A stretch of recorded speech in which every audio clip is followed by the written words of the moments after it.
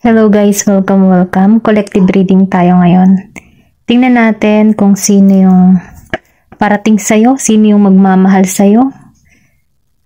Para to sa mga single, sino yung susunod na magmamahal sa'yo. Okay? Kung ikaw man ay nasaktan before, single ka ngayon at naghahanap ka ng bagong magmamahal, itanong lang natin kung sino or kung ano yung mga katangian ng taong parating sa'yo. Okay? Give me more information. Sino yung magmamahal sa'yo? Sino yung magmamahal sa'yo? Meron ditong time apart. Nafe-feel ko dito no, na may nagkalayo. And psychic connection.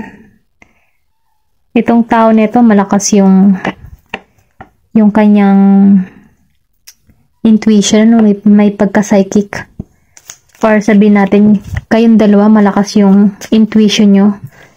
Feel nyo ang bawat isa, okay? Or mararamdaman nyo yung bawat isa. Ito lang yung nakikita ko dito. Meron ditong love language.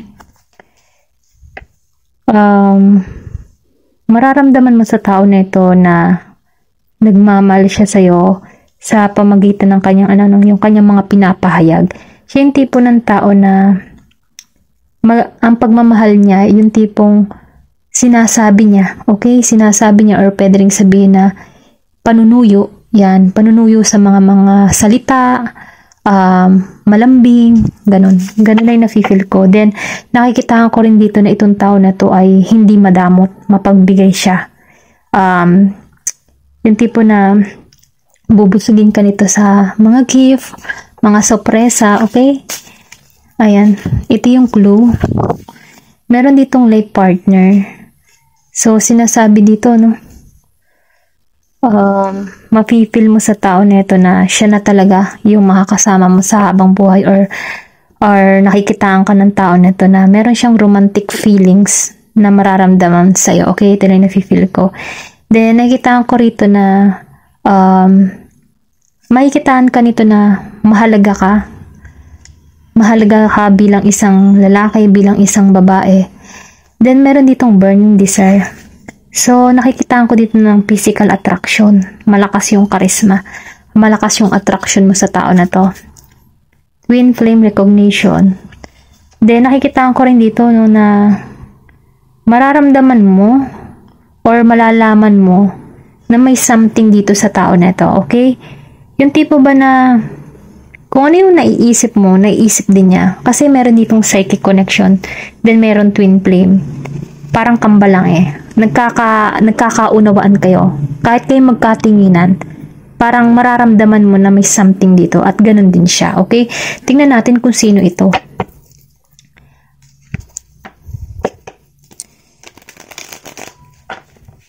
Sino to? Sino tong bagong magmamahal?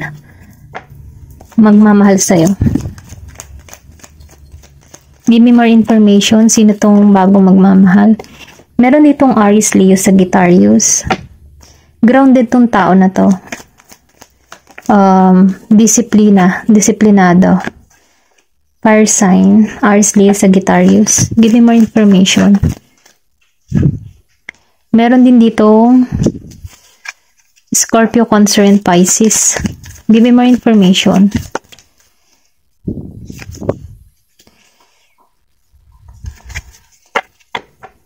Give me more information.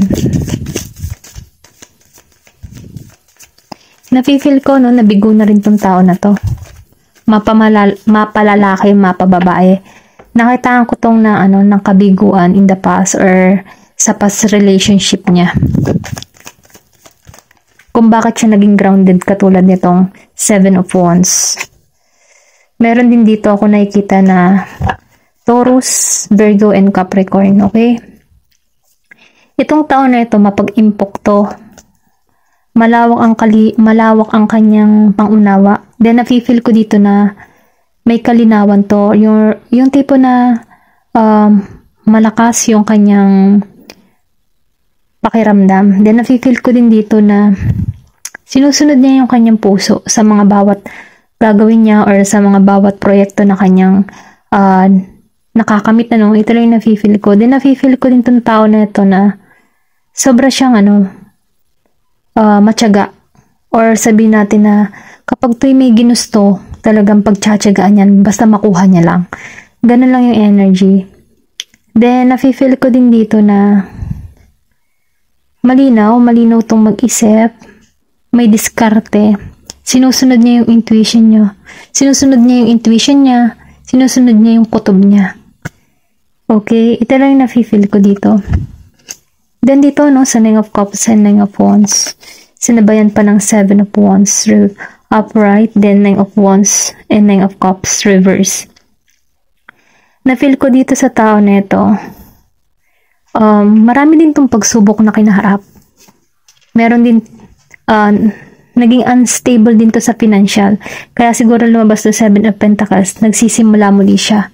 Okay, kasi meron ditong maybe may nalugi or nawalan ng trabaho na kung saan ito din yung nagiging stable sa financial niya.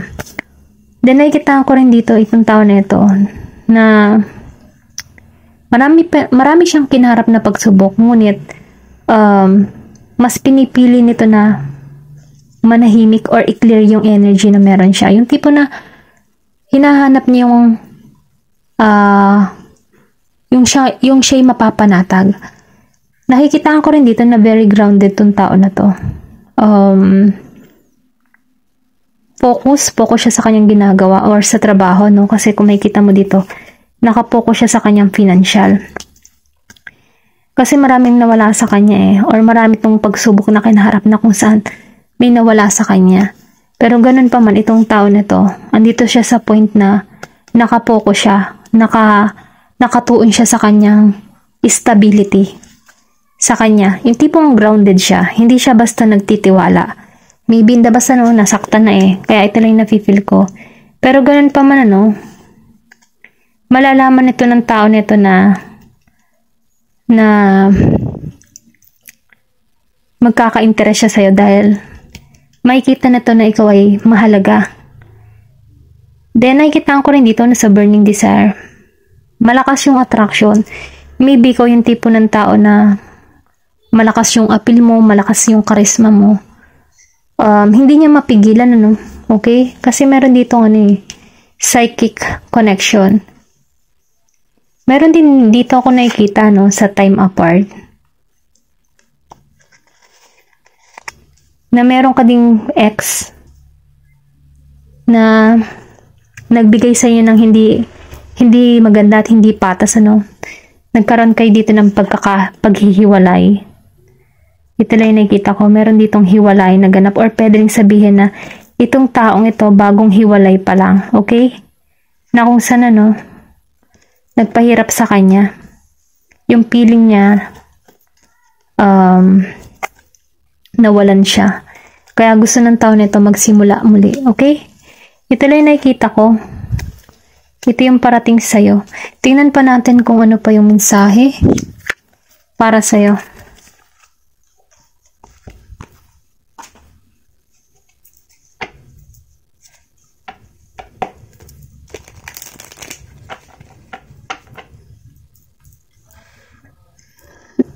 Thank you, Lord. Excuse me. Napadigay. Give me the message. Sino ang parating sa'yo? Okay? Sino magmamahal sa'yo? Sino pa yung magmamahal sa'yo? Meron ditong healing heart, Cupid arrow, coffee cups, and heartbroken. Di ba yung sinabi ko kanina? Meron ditong bagong hiwalay, meron ditong nasasaktan. Yung person na to, yung parating sa'yo, naghihiling to, okay? Meron siyang karanasan na nasaktan na. Yung sobrang sakit na kung saan hinihiling niya yung sarili niya. Nagkakaroon siya dito ng alam mo yun, yung protektado. Pinoprotektahan niya yung sarili niya kasi dahil sa nararamdaman niya. Dito sa sakit na nararanasan niya. Pero nararamdaman ko dito sa tao na to, kasi meron dito talagang healing heart. magkakaroon to ng transformation or magkakaroon to ng panibagong pananaw sa larangan ng pag-ibig once na nakilala ka nito. Kasi meron siyang makikita sa'yo na kakaiba. Nakikitaan ka nito ng life partner na kung saan hindi niya may paliwanag yung kanyang nararamdaman, okay? Ito lang yung napipil ko. Hindi niya maipaliwanag yung kanyang nararamdaman once na nakita ka or nakilala ka ng tao nito. Kasi meron tong kung makikita mo yung lalaki dito, merong init, okay? May init sa bawat isa. Then, makikita ka nito na mahalaga ka bilang isang babae, bilang isang lalaki. Ganon. Or kung ano man yung kasarian mo, may ganon. May ganon ako nakikita dito. Then, nakikita ko rin dito, naghihiling to. Nililinis niya or inaayos niya yung mga nawala sa kanya or tinutulungan niya yung sarili niya, no? Nabuuin muli yung puso niya. Kaya may lumabas itong Ace of Cups. May pagkahiling. Nagkakaroon na to ng pangunawa or nakapokus siya sa katatagan niya. Then dito, no, sa Coffee Cup and Cupid Arrow, sinasabihan ka dito na magtiwala ka sa pag-ibig. Kasi ang pag-ibig ay lalapit sa'yo. Huwag kang mag-alinlangan. Ito yung sinasabi dito, huwag kang matakot magmahal muli. Kasi nakikita ko rito na itong tao nito, mag-start kayo as a friendship, na kung saan palalakasin nito yung loob mo kapag may problema ka or pwede rin sabihin na kilalanin ka nitong mabuti, kunin niya yung loob mo. Once na nakuha niya na yung loob mo, ayun, doon na siya magsisimula na mangibig sa'yo. Okay, ito lang yung nafe-feel ko. Tingnan pa natin kung ano pa yung mga clue. Give me the message. Sino yung magmamahal sa'yo? Sino yung parating na magmamahal sa'yo? Okay? Para sa mga single, meron ka dito na accident or pwede makilala mo to sa hindi sinasadya, magkabunguan kayo, tipong ganun. Hindi mo akalain or pwedeng sabihin na matulungan mo to. Ayan, ito lang yung nakikita ko, Meron kasi ditong accident. Then imagination, So, unang kita ka ng tao nito, hindi mawawala yan. Hindi mawawala sa isip nito, ikaw, yung imahe mo. Kasi, meron ditong hindi mawala sa isip. Ito na yung nafe-feel ko. Kasi lumabas ang imagination. Yung tipo bang may pantasya or magkakaroon siya ng feeling nagdi-daydreaming, ganon. Ganon lang yung nararamdaman ko. Kasi, iba yung magiging impact mo sa kanya. Ito lang yung nakikita ko. Give me more information. Sino yung parating sa kanya? Evidence. Then, nafe-feel ko dito, na itong tao na to, yung parang i-spy ka niya. Yung tutuklasin niya about kung anong meron sa'yo, kung single ka pa ba, or pwede rin sabihin na gusto nitong kumuha ng evidence na mapatunayan sa'yo, na mabuti yung adhikain niya. Okay? Ito lang yung nakikita ko, or pwede rin sabihin na ikaw yung kumukuha ng evidence. Ganon. Nag-iimbestiga ka, gusto mo ng proof, or pwede rin sabihin, ito yung time na na hindi ka nagtitiwala, or sinukuan mo na ang love life. Then, humahanap ka ng proof sa tao nito na patunayan yung pagmamahal niya. Yung tipong ganun. Or humahanap ka ng proof na single tong tao na to. Ayun.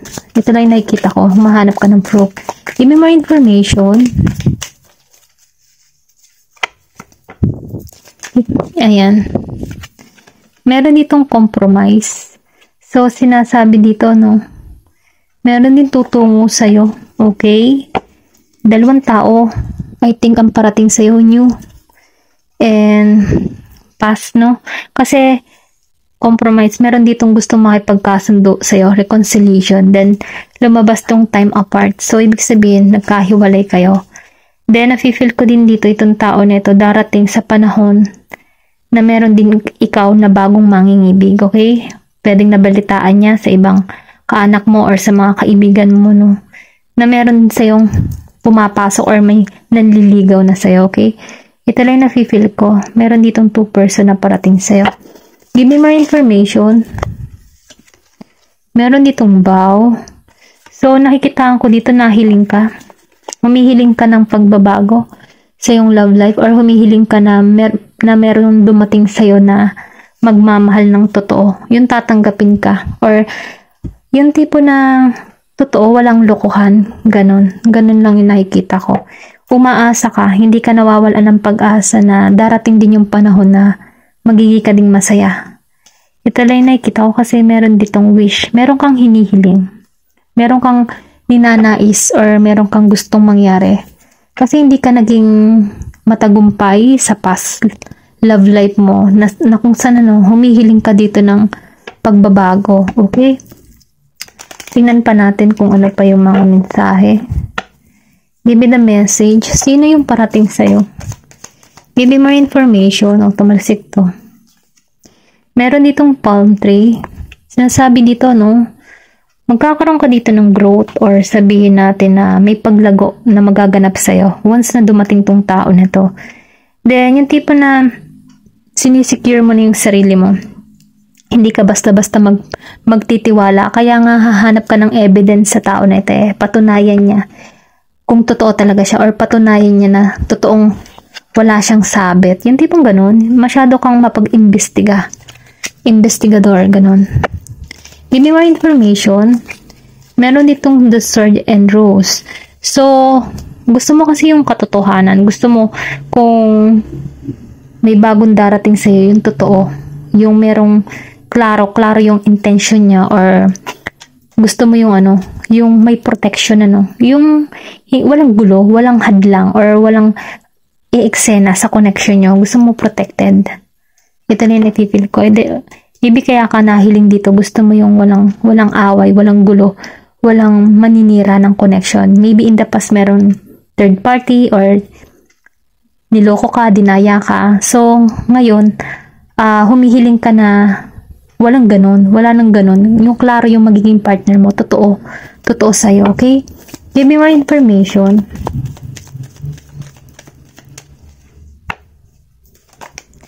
Meron dito na break up, separation. So, 2 beses, may eksena pa rin si ex mo. Nakikita ko dito na ikaw yung tipo na nasaktan ka or pwede rin sabihin na dumating din sa point ng tao na to, kung sino itong parating sa'yo na betray siya before, nasaktan siya before. Then, nafe-feel ko din dito na nagkaroon dito ng silent treatment sa tao na ito. Kaya yun yung feeling na ma-abandon siya, okay? Kaya siguro itong tao na ito, nafe-feel ko din dito, gusto nito yung malinaw. Okay? Malinaw ang lahat. Tingnan pa natin. May break up dito, may nangyari dito sa tao na ito. Kung bakit siya nagiging grounded. Sino to? Sino pa tong parating sa'yo? Meron ako nakikita dito 33, 54, 55, 63. Give me more information. 16. Self-indulgence. Meron ditong pinapahalagahan yung sarili. Okay?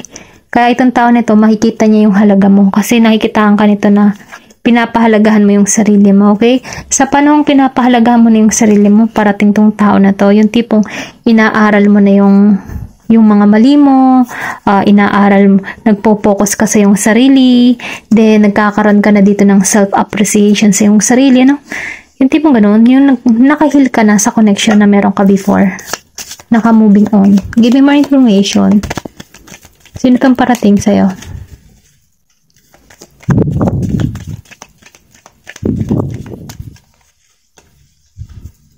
Give me more information. Sino tong parating sa'yo?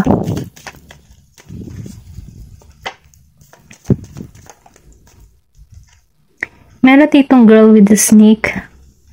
So, sinasabi dito no, sa girl with snake, may pagka-narcissist. Or pwede rin sabihin na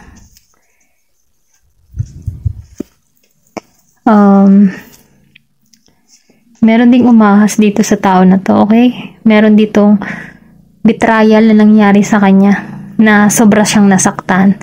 May panlolokong naganap. Okay? Ito lang na-feel ko. Itong parating sa iyo, nasaktan din to. Yung tinarider din siya. Kaya siguro lumabas din ng twin flame. Kung ano yung naranasan mo before na tinarider ka, itong tao to, ganun din, tinarider din siya. Okay? Tinarider din siya ng partner niya. Nag-cheating din. Kaya kayo twin flame kasi pareho kayo nang nangyari. Ito lang yung nakikita ko. Kaya mararamdaman mo dito na may something sa tao na to. Okay? Ito lang yung nafe-feel ko. Kasi mararamdaman mo yung maybe yung usapan nyo about sa past or sa mga nangyari sa inyo, no? Na kung sana, no, makaka-relate kasi story ng tao na to. Makukuha mo yung simpatya kasi alam mo yung pakaramdam ng ganun eh. Okay? Meron ditong kaset. Meron ditong nag-iisip. Maybe itong past mo to nag-iisip. Gusto niyang ayusin yung connection nyo. Then, nakikitaan ko rin dito na paulit-ulit yung mga nangyari. Okay? Sa inyong dalawa. Paulit-ulit na pumapasok ka sa isip na to. Yung lahat ng eksena na naganap sa inyo. Nung sandali magkasama kayo. Okay? Ito na yung nafe-feel ko. Tingnan natin kung ano yung payo. Payo para sa'yo. Give me the message.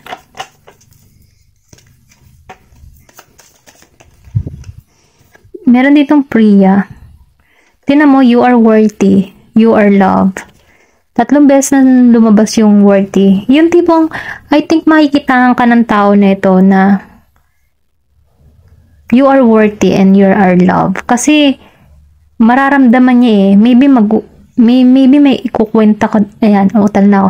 May ikukwento ka dito na about sa past mo. Na kung sana, no, itong tao na to, makukuha niya yung simpatya mo kasi ganun din yung naramdaman niya eh. Kaya, itong tao nito, no, pahalagahan ka nito. Give me more information. Gusto nitong lumabas. Isis, cast, spell, protect, and heal. I think, meron ditong meron ditong spell or pwede rin sabihin na matutuklasan mo, no, or magkakaroon ka dito ng healing kasi lumabas dito yung 2 beses yung healing eh. Itong axe and the sword of rose. Meron ditong heal or pwede rin sabihin pinoprotektahan mo na yung sarili mo. Okay? Scorpio energy. Meron ako nakikita Scorpio and Leo. Leo energy. Give me more information. Oh my God. 2. Ilan to? New moon. Meron ditong new moon. Start fresh. New beginning. Meron ditong bagong simula or sabihin natin na dito sa tao na to, no, mararamdaman mo yung fresh start. Then vision, magkakaroon ka dito ng klarong isipan, klarong vision na gusto mong maganap kasi meron kang hinihiling dito. Then the warning, the boost. Sinasabi dito, no, magbibilang ka ng mga biyaya. Kasi sa mga nangyari sa iyo in the past, dito mo malalaman na may mga dahilan pala kung bakit nangyari iyon. At dahil doon na ipagpapasalamat mo ito. Ayun lang yung nakikita ko. Ayun lamang po, no. Thank you for watching and love and peace. Thank you for watching Glow and Peace.